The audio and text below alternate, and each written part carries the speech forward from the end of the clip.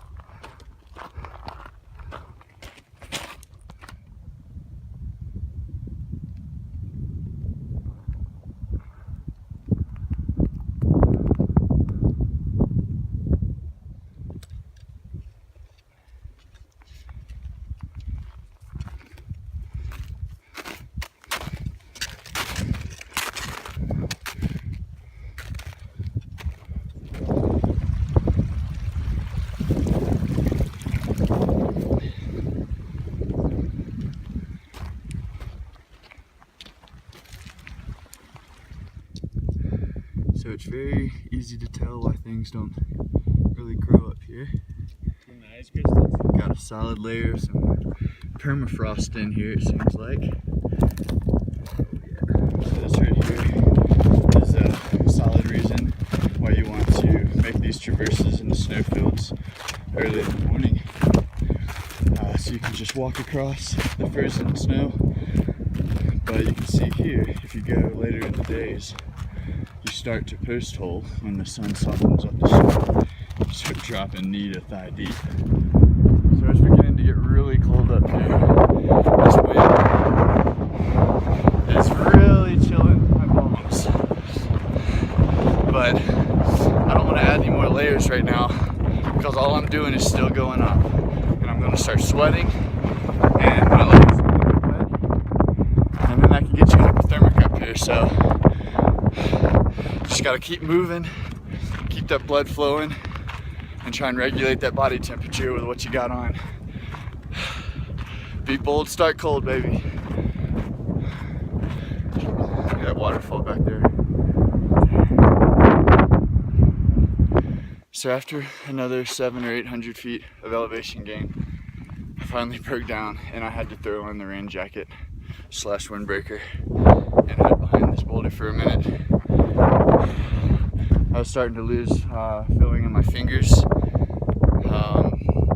So I just gotta take it nice and slow.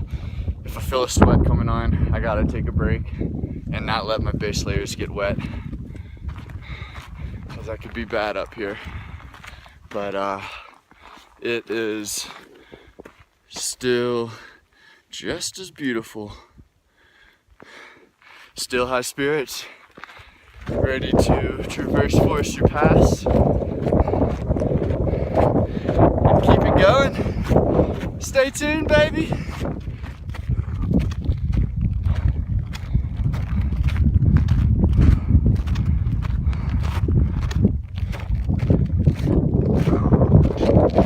So this next little bit, I don't know if you can tell, but it looks like it's gonna be a little sketchy.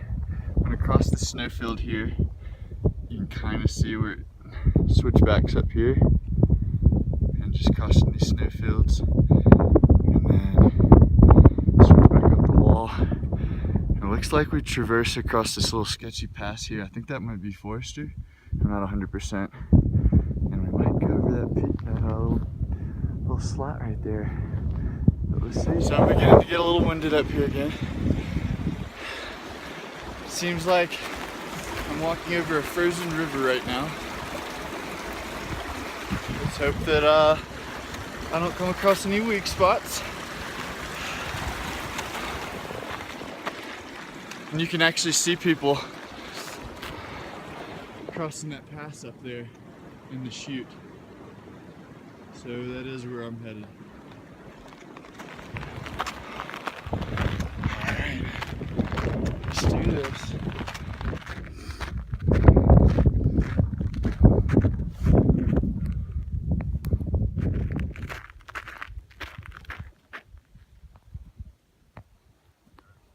You see that guy crossing right there.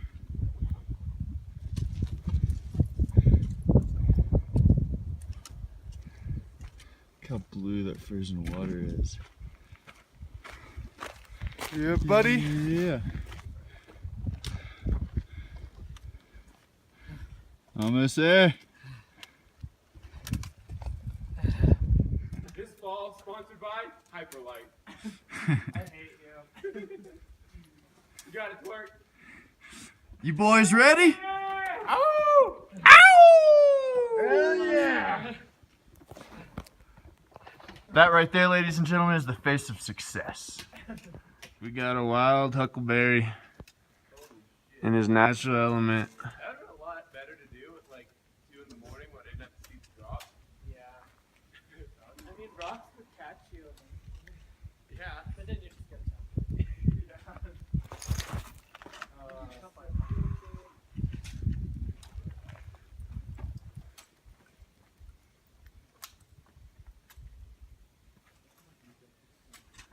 If I give you my phone, can you just send it on the side? What's that? If I give you my phone, can you video me from the other side? Oh yeah. Remember your mortality, which helps you. Almost there. Hell yeah! Ow! And yeah, buddy.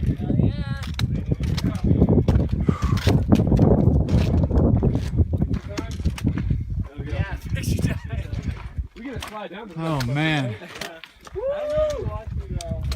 It looks like you might want to go that way. Wow. Slider. But you can if you want. Wait, where?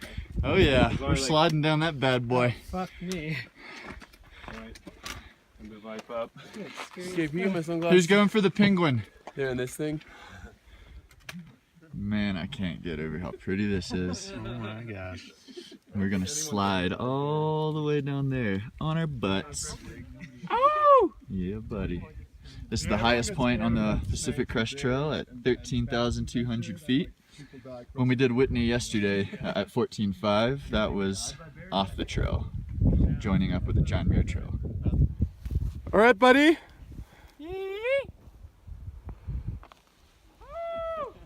Woo! Yeah!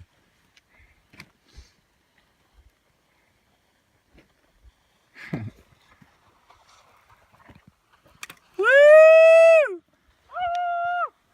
So that was pretty fun. Got one hell of a wedgie though. Oh man, look at this.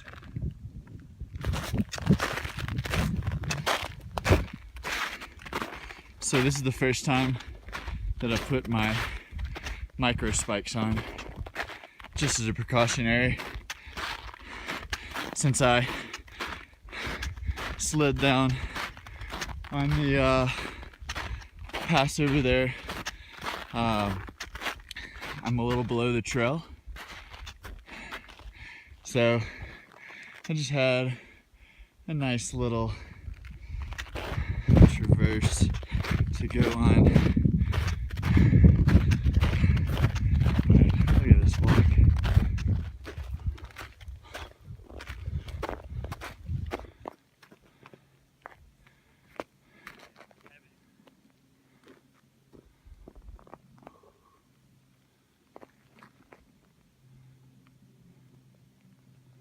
Man, look at this beautiful frozen lake.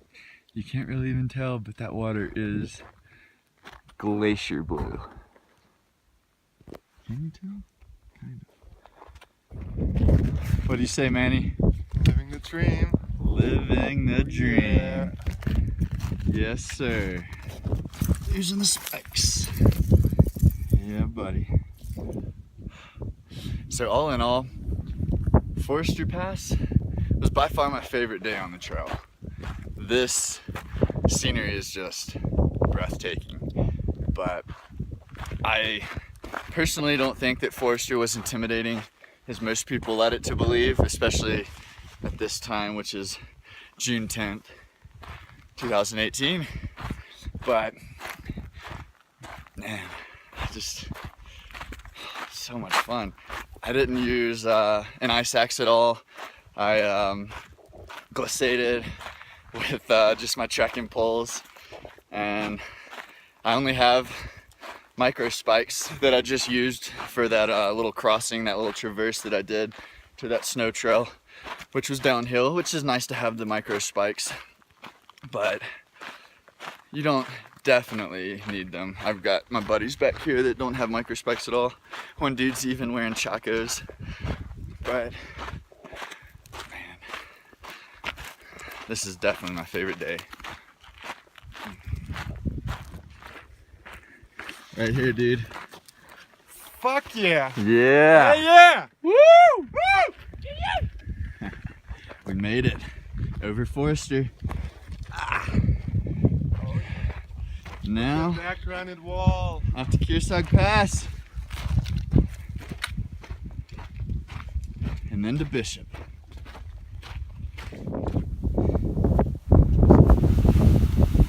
Woo! Oh yeah.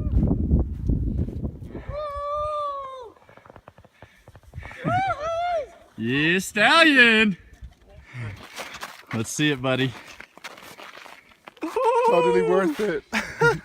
Worth it!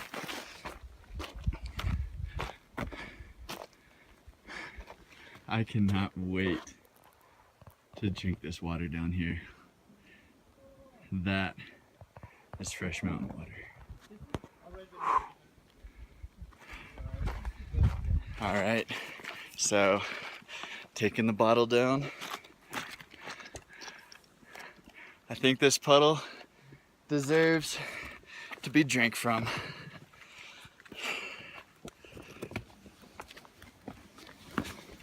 Hi-cha, hi-cha, hi-cha, hi-cha. Hi-cha. It looks so good.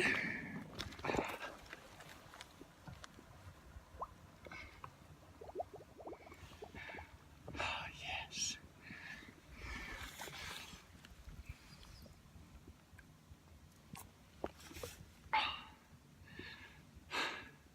That's the best water I've ever had.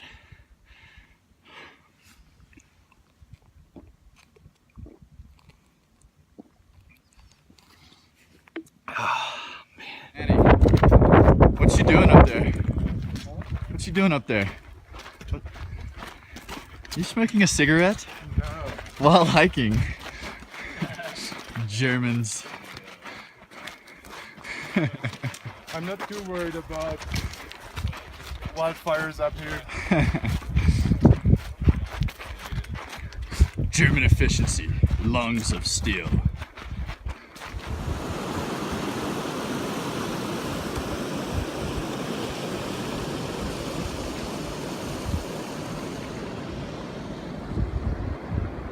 Yeah.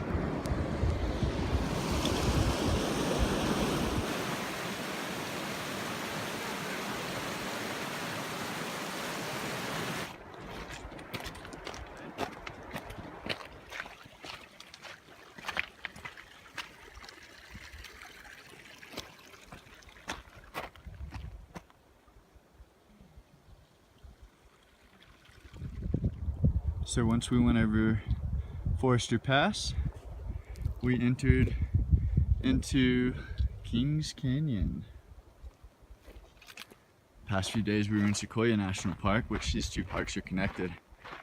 And in a few days, maybe next week, haven't really calculated it yet, but we're gonna take a little detour in Yosemite.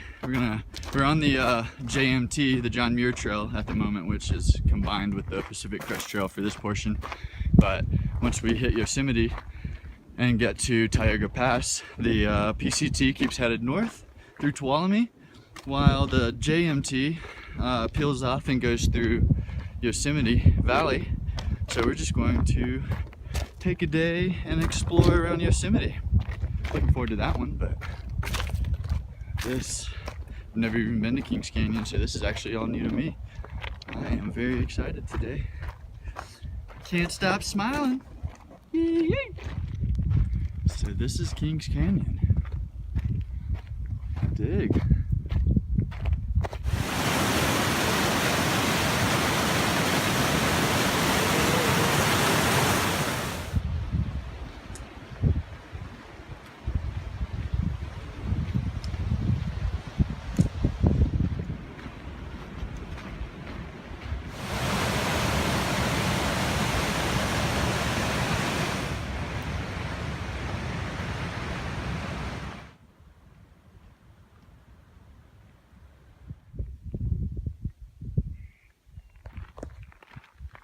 So about a mile back, I peeled off on a side trail that'll take me over Kearsarge Pass, and that will get me to the town of Independence, where I'm going to hitchhike to Bishop, and I'm going to take a zero, much needed. I just did 2 passes in one day, total of like 21 miles, I think. So this side trail that I'm on is about 7.5 miles off trail, which means I'll do an accumulated 15 miles off trail. And just yesterday, I did an accumulated total of 16 miles off trail. So, bit of off trail time these past few days, but all good. Check her out. Totally worth it.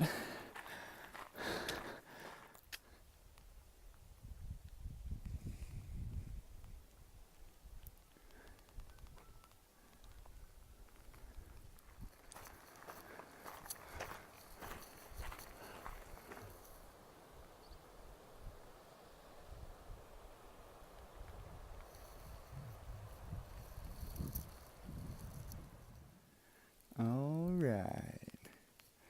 So it looks like what's happening, I'm going over Kearsarge Pass.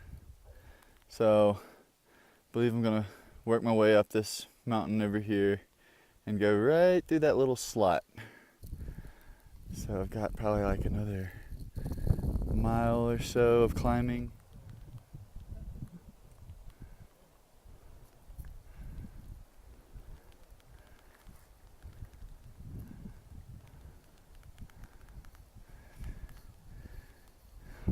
Just beautiful.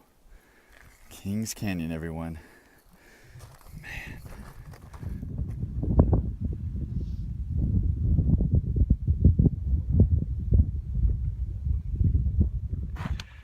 So, I'm not gonna lie. That climb up Kearsarge Pass sucked. But you saw the view when I got up there. It was so worth it. I would do it again anytime. Look at what I got on the other side. Just as beautiful. We got a sweet little crater looking lake over there.